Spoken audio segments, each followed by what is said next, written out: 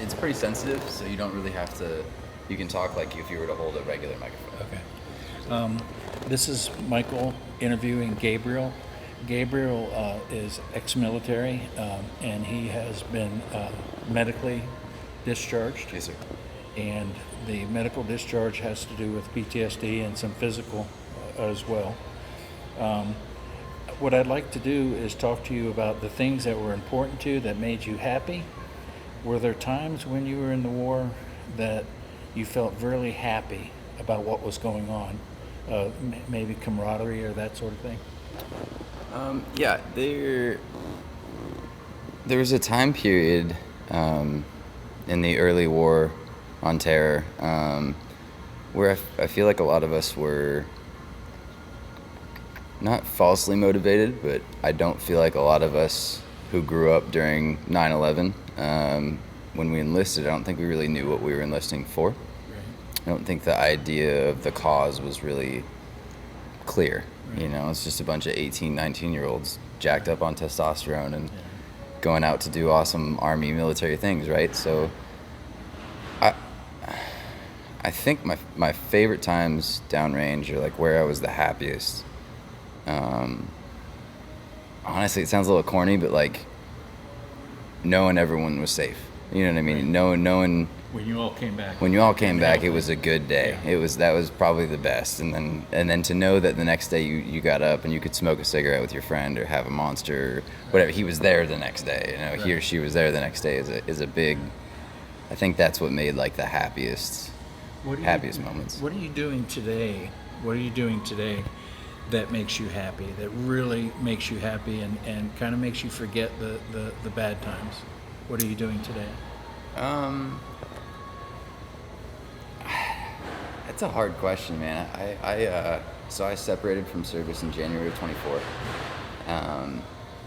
And you know, as it's August of 25, it's probably taken me all of 18 months to rediscover who I am. Really there's no real word for it, but to become normal again. Yeah. You just don't, not that you lose yourself, you just become programmed to be something, so that when you're not and the light switch goes off, you know, who am I? Who am I? Who's Gabe really? My son, I don't want to speak for my son, but I know other people with PTSD that rediscovering who they are as a person is always seen through a filter of your experiences. Yeah. So I don't think that changes. I'm sorry to say, but I don't know that it changes. Did you ever have something really funny that happened?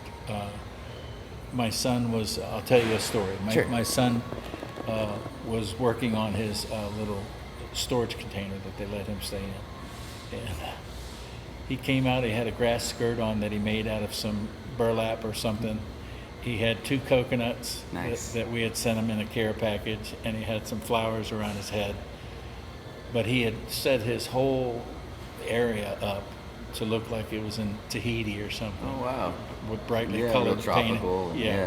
Yeah. So here comes the base commander, or the FOB commander, and he comes over and says, "What the are you doing here, soldier?" And he said, "Sir, R&R, sir." You know, he's like, he says, get in the truck." Yeah. Takes him in the truck to his office, and from then, for like 3 months, he was working in the air conditioning, redesigning the commander's. The commander's office. Right. Yeah. People say, "How did you get that job?" Nice. You know. Yeah. So that, Yeah. a story like that, maybe where something really good happened. Boy.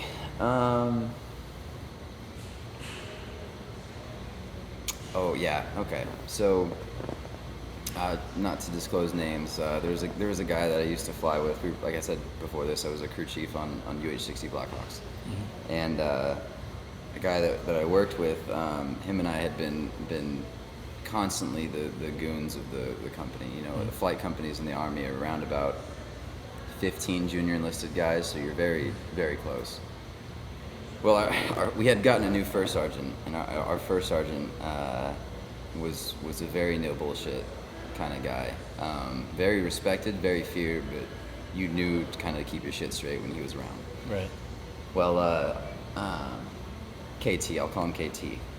KT and I had decided that day, First Sergeant had been walking around singing his songs, and one of those things was he was singing the Rocky, "You're the best around, nothing's ever gonna bring me down."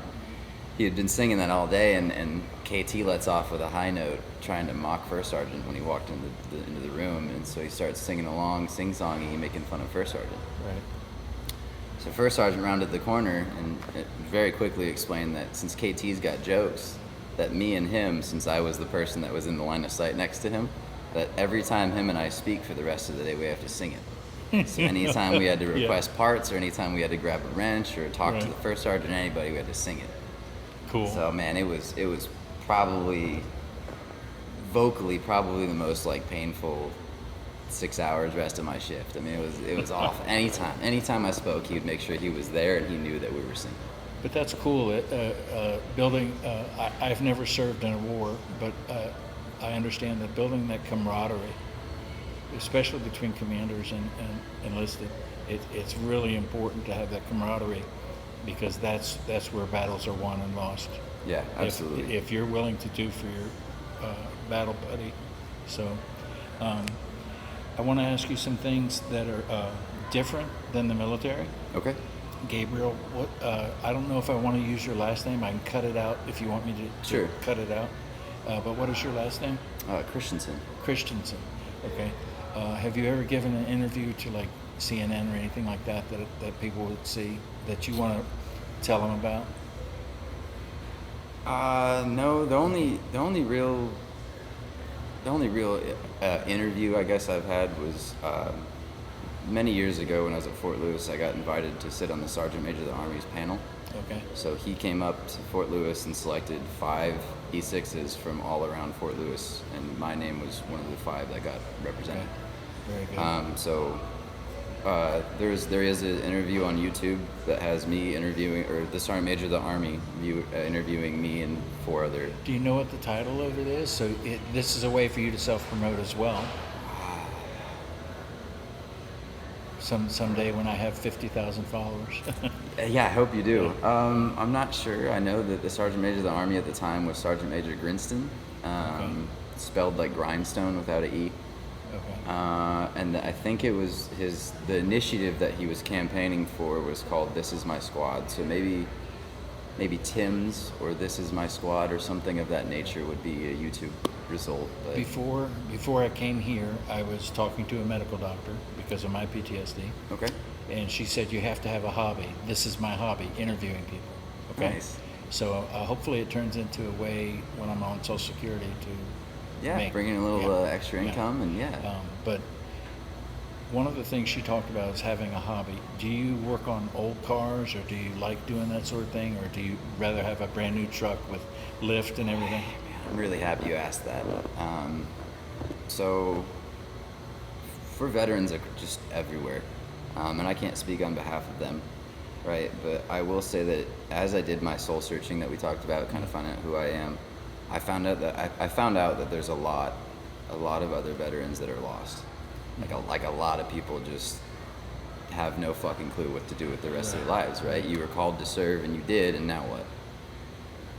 You can't shoot at people as a civilian. You can't, you can't fly on helicopters very oftenly as a civilian unless you. Anyways, Off camera, I'll show you something that you can do. Right, and yes, there are professions you can pursue that are not traditional, but hobbies. As of the current moment, other than exercising and video games, and exercising was another thing that helped out shockingly with anxiety and PTSD. But are you a member of a gym? Yeah. Yeah, Planet Fitness. Yeah, okay. Yep, nice and cheap. I had a membership up until I retired, and with a medical disability, I can't work. So yeah, this is my go-between until I can. But when I was working before, I was a school teacher. Mm-hmm. So me explaining things or trying to help people, so it's therapeutic. I feel, yes, it helps me to help somebody else. Does that make sense? Mm-hmm. Yeah. So don't mean to interrupt. Yeah, it's all right. You asked briefly before we had this interview where I left the military. Where did I get out? Right. So I was a teacher in the Army. I actually taught our MOS for Blackhawks at Right. Fort Eustis for 2.5, almost 3 years before Any, I got out. anywhere near Fort Huachuca? No, Fort Huachuca would be on the opposite side of the country. Okay. Fort Huachuca is in I'm just trying New to put you Mexico, together Arizona. with somebody I know. Yeah, no, across the state, but it's in Virginia. Okay. But so what you'd said about the therapy of helping people solve a problem that they didn't realize they could solve, but they have those tools right in front of them. You just help them paint the picture. I love that. I love that feeling of fulfillment of knowing you helped somebody. You know, you changed in some aspect of their day. I'm not like some of the YouTubers you've met where they're very protective of how they do things. Okay. If you see this video, I'll send you the information on how to view it once I have the site set up. But if you find out that, hey, you know what, the way I could help myself and others is to do the same thing with just vets, okay? I'd be glad to help you. You know, I know how to set up this camera now. Yeah, absolutely. So I thank you for interviewing with me, and I don't want these to be very long interviews, but is there something you want to say to me or say to the people that might be listening? Is there your favorite charity or something you want to promote? I actually don't. I don't think there is a specific charity in mind. But if there is anything I could just say, I genuinely appreciate you taking the time to actually sit down as a person and listen to me, Yes. Michael, today. And it started with you and I running into each other at Best Buy out of nowhere, Yeah. right? Yeah. So complete strangers, but I don't think there's a charity I wish I could have people contribute to. I wish people themselves could take the message to start realizing to like look at each other as another person. Yes. Right. The political realm of the United States or of the world at the Right. moment, really, just the world is just in a conundrum. It's chaotic, right? And there's no clarity for anyone. And so the only thing I guess I could ask is, instead of donating financially to charity, give some of you to your neighbor, right? Your time. Actually connect with another human and try to understand another person's story, because so often we're so fixated in just our own lives that we miss everything. We miss people, we miss experiences, we miss everything. Today, normally I would have gone home and done some work around the house, but isolated. So Right. this is good for me too. Right. So I wholeheartedly support what you just said. And I love to give advice. I don't always take it. My doctor just told me, take my advice. I'm not using it right now. Okay?